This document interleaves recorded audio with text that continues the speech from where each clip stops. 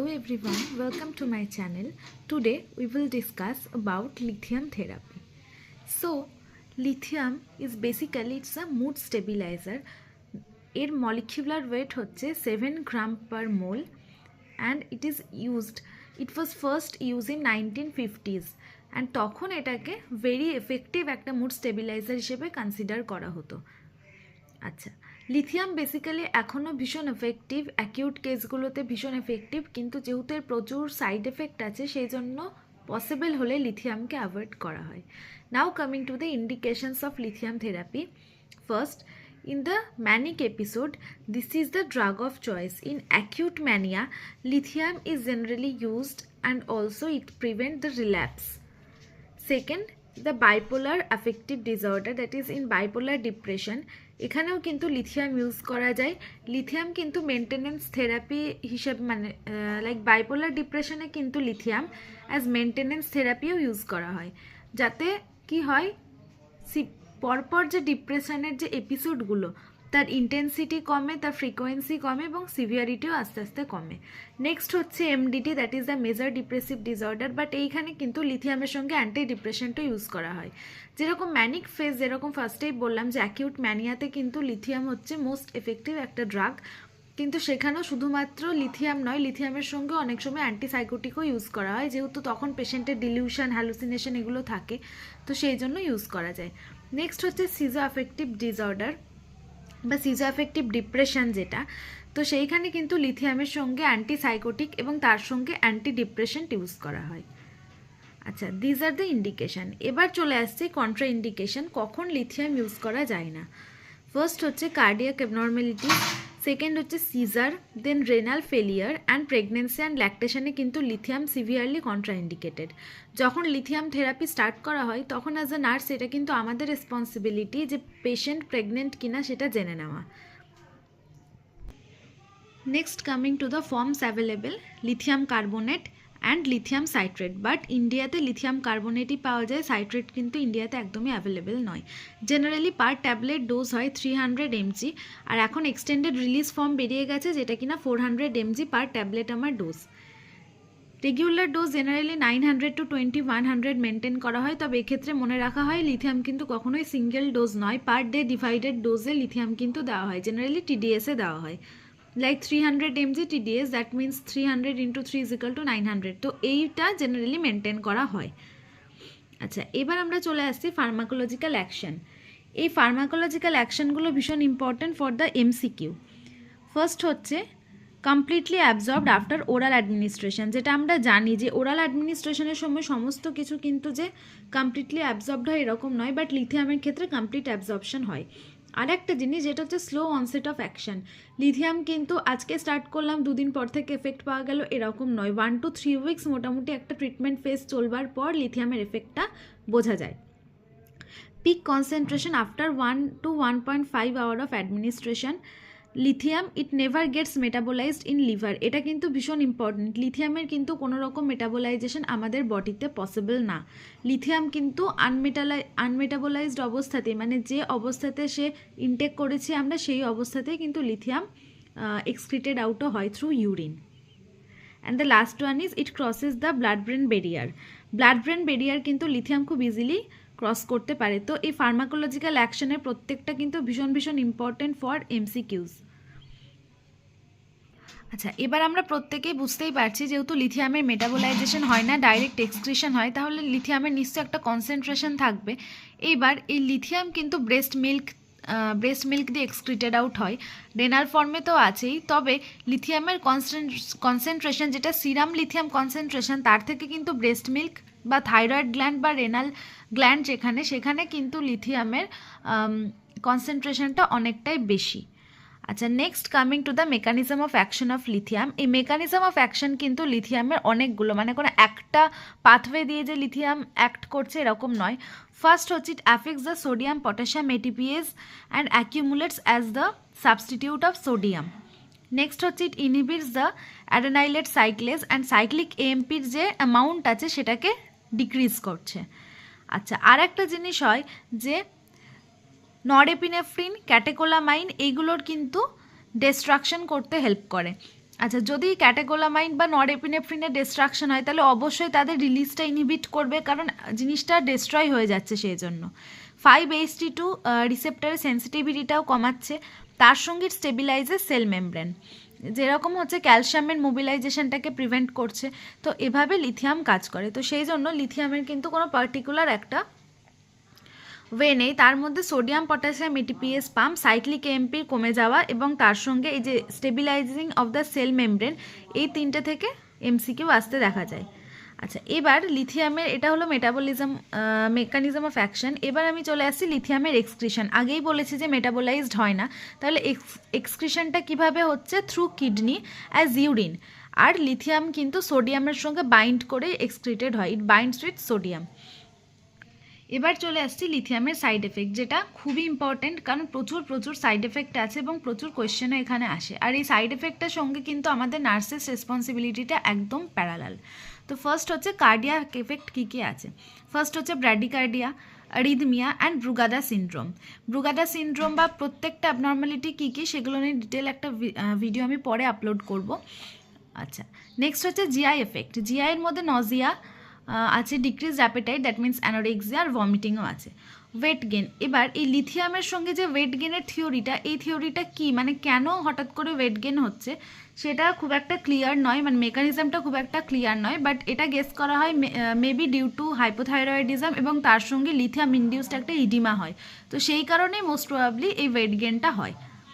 Next চলে আসছি cognitive side effect কী কী আছে, that is the dysphoria, slowed reaction time and lack of spontaneity. এটা অনেক ক্ষেত্রে দেখতে পাওয়া যায়, কারোর ক্ষেত্রে হালকা মেমোরি ইম্পেয়ারমেন্ট হয়, but not that much evident.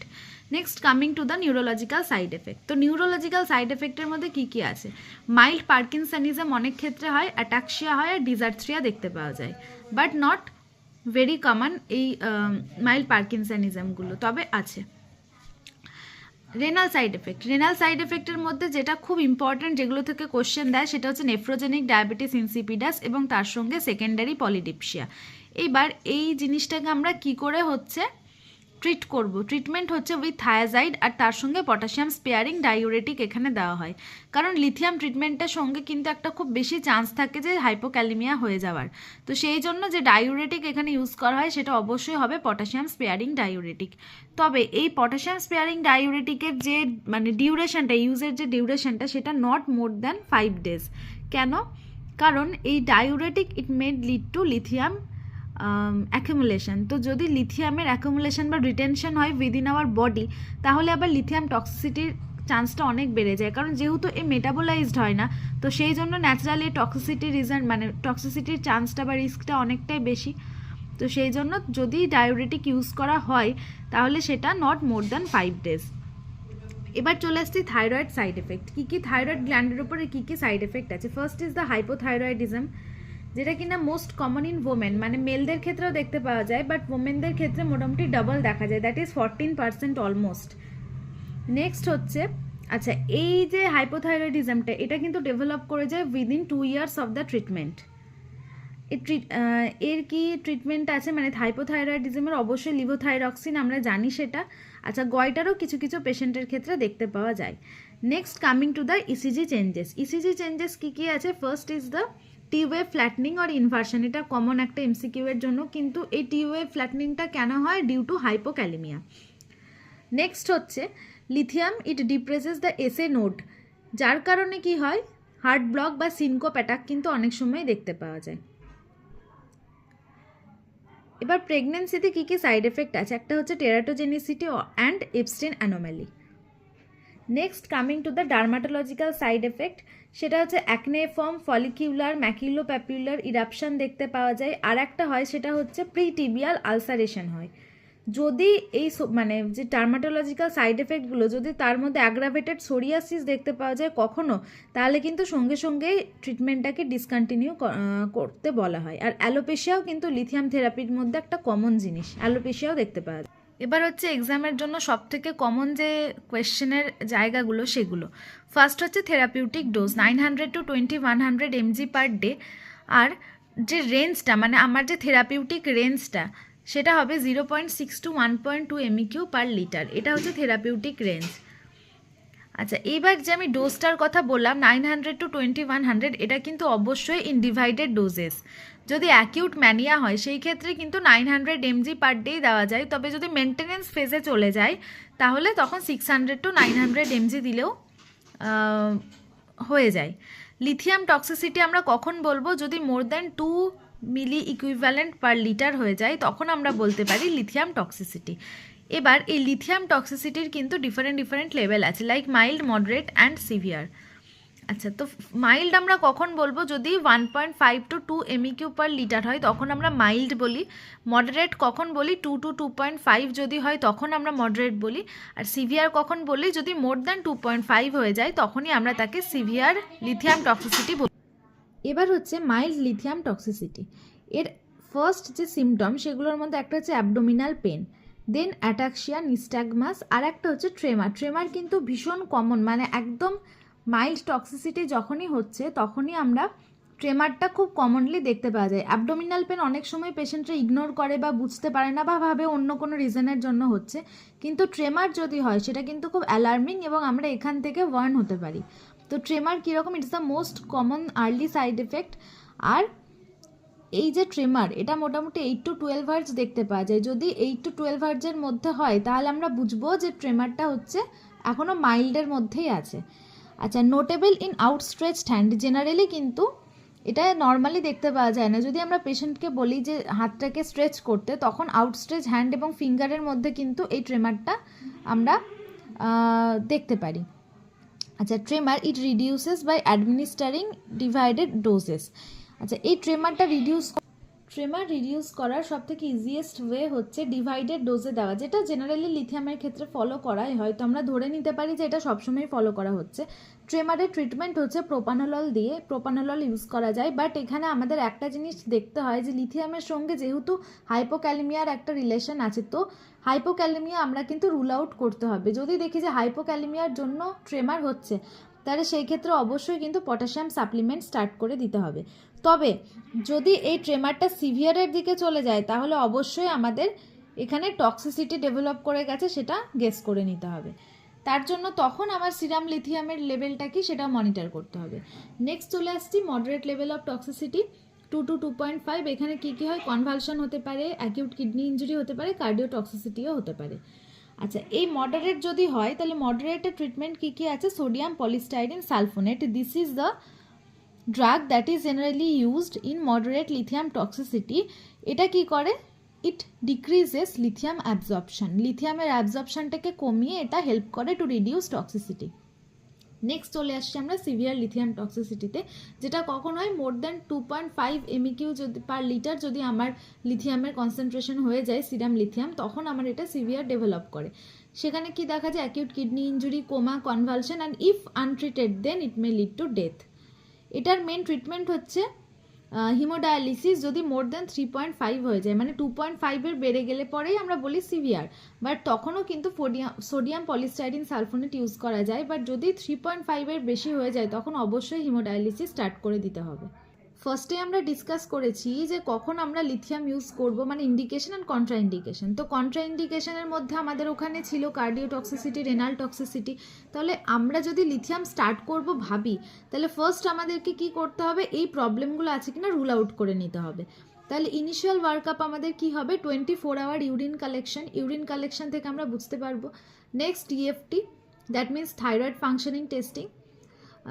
Then serum electrolyte level, sodium, potassium, এগুলো খুব ভালো করে মনিটর করতে হয়। ECG দেখবো অবশ্যই, CBC আমাদেরকে দেখে নিতে হবে, তার সঙ্গে প্রেগনেন্সি টেস্ট। যদি ফিমেল ক্লায়েন্ট হয় তাহলে অবশ্যই লিথিয়াম স্টার্ট করবার আগে প্রেগনেন্সি টেস্ট আমাদের করে নিতেই হবে। নেক্সট কামিং টু প্রিলিথিয়াম ওয়ার্কআপ আমরা কি? প্রিলিথিয়াম ওয়ার্কআপের জন্য সাস্টেন্ড রিলিজ ক্যাপসুল ইউজ করা হয়। এডিকুয়েট ফ্লুইড ইনটেক ভীষণভাবে মোটিভেট করা হয় পেশেন্টদেরকে, যাতে নর্মাল ফ্লুইড মানে like 2 to 3 litre per day, এটা কিন্তু খুব দরকার।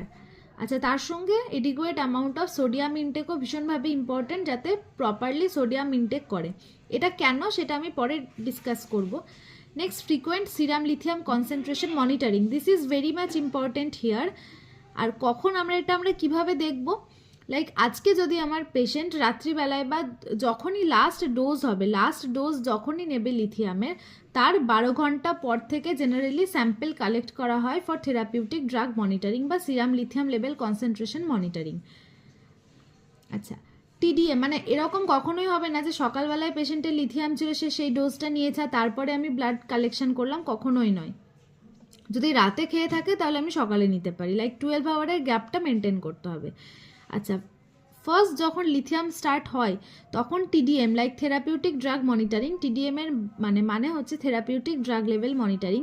প্রত্যেকটা সাইকিয়াট্রিক ড্রাগের ক্ষেত্রে কম বেশি এটা মনিটর করার দরকার, তবে লিথিয়ামের ক্ষেত্রে ভীষণ ইম্পর্ট্যান্ট। আচ্ছা, টিডিএমের জন্য আমাদেরকে কি করতে হয়, ফার্স্ট যেদিন লিথিয়াম স্টার্ট হলো তার 5 দিন পর ফার্স্ট টিডিএম মনিটরিং হবে, লাইক 6 ডে যেটা হবে প্রথম দিন এবং ষষ্ঠ দিনে আমরা ফার্স্ট টিডিএমটা মনিটর করব। তারপরে generally 2 weeks interval, 1 month interval, কখনো কখনো 3 মান্থ ইন্টারভ্যালও করা হয়, তবে 2 উইকস টু 1 মান্থটাই মোর কমনলি দেখা যায়। একটু আগে আমি বললাম যে এডিকুয়েট অ্যামাউন্ট অফ সোডিয়াম বা সল্ট ইনটেক করতে হয়। সেটা কিভাবে হয়, এই সোডিয়াম ইনটেক মানে কি অ্যাকচুয়ালি সল্ট ইনটেক, কারণ সল্ট ছাড়া আমরা ডিরেক্টলি তো ভাবে সোডিয়াম নিতে পারবো না। তো সেটা কিভাবে হয়, কেন হয়, সেটা হচ্ছে আমাদের যে বডি আছে না, সেটা অনেক সময় লিথিয়ামকে সোডিয়ামের মতন ট্রিট করে, লাইক একটা মিসআন্ডারস্ট্যান্ডিং হয়, সোডিয়াম আর লিথিয়ামের যে ডিফারেন্সটা সেটা বডি করতে পারে না। এবার কখনো যদি সোডিয়ামের ঘাটতি হয় বডিতে, যদি নর্মাল যে ডিজায়ার্ড লেভেল বা ডিজায়ার্ড অ্যামাউন্ট অফ সোডিয়াম সেটা যদি সিরামে কমে যায়, তাহলে বডি কি করবে, সোডিয়াম তো নেই বাট ও লিথিয়ামকে মিসইন্টারপ্রিট করছে সোডিয়াম, তখন মানে সোডিয়ামের জায়গায় লিথিয়ামকে বেশি বেশি করে অ্যাবজর্ব করবে, কারণ সোডিয়াম নেই, তাহলে কি করবে, যখন যাকে পাবে সেই রকমই দেখতে, তাহলে তাকে অ্যাবজর্ব করবে, সেটা হচ্ছে লিথিয়াম। তাহলে এটার জন্য কী হবে, সে হিতে বিপরীত হবে, কারণ কি তখন লিথিয়ামের অ্যাবজর্পশনটা নর্মালের থেকে বেড়ে যাচ্ছে, তার কারণে লিথিয়াম টক্সিসিটির রিস্কটা কিন্তু অনেকটা বেড়ে যায়। সেই জন্য বলা হয় যখনই লিথিয়াম স্টার্ট হবে তখনই বলা হয় যে adequate amount of fluid intake করতে, কারণ লিথিয়ামের এক্সক্রিশনের একমাত্র ওয়ে হচ্ছে থ্রু ইউরিন, এবং তার সঙ্গে যেহেতু সোডিয়াম বাইন্ড হয়ে হয় তার জন্য সোডিয়াম ইনটেকটাকেও এডিকুয়েট রাখতে হবে। Next coming to the nurses responsibility, এটা আমরা মোটামুটি জানি, তাও বলে দেওয়া দরকার যে সবসময় লিথিয়াম কিন্তু ফুডের সঙ্গে প্রোভাইড করা হয়, আর থেরাপিউটিক ড্রাগ মনিটরিংয়ের জন্য সবসময় হেলথ এডুকেশন দিয়ে দিতে হয় ইদার পেশেন্টকে বা পেশেন্টের রিলেটিভকে। Administration should be on regular basis and on fixed time, প্রত্যেক দিন একটা প্রপার টাইমিংয়ে কিন্তু লিথিয়াম অ্যাডমিনিস্ট্রেশনের দরকার। কন্ট্রাসেপশন রিলেটেড গাইড ভীষণভাবে ইম্পর্টেন্ট, যে ডিউরিং যারা প্রেগনেন্ট নয় বাট অন লিথিয়াম থেরাপি তারা যেন কন্ট্রাসেপশন প্রপারলি ইউজ করে, যাতে প্রেগনেন্সিকে অ্যাভয়েড করা যায়। যদি সে প্রেগনেন্সি প্ল্যানিং করে তাহলে যেন অবশ্যই নার্সকে বা ডক্টরকে আগে থেকে সেটা ইনফর্ম করে, যাতে সেটা সুইচ করা হয় অন্যান্য মুড স্টেবিলাইজারের দিকে। আর কখনোই NSAIDs গ্রুপ অফ ড্রাগের সঙ্গে কিন্তু লিথিয়াম আমরা অ্যাডমিনিস্টার করতে বলবো না। So these are all about lithium therapy. Next ভিডিওতে লিথিয়াম রিলেটেড যে MCQsগুলো আছে, ডিফারেন্ট এক্সাম এসেছে, সেই রিলেটেড ডিসকাশন হবে। Thank you everyone. ভালো লাগলে চ্যানেলটিকে লাইক, শেয়ার অ্যান্ড সাবস্ক্রাইব করে দেবেন।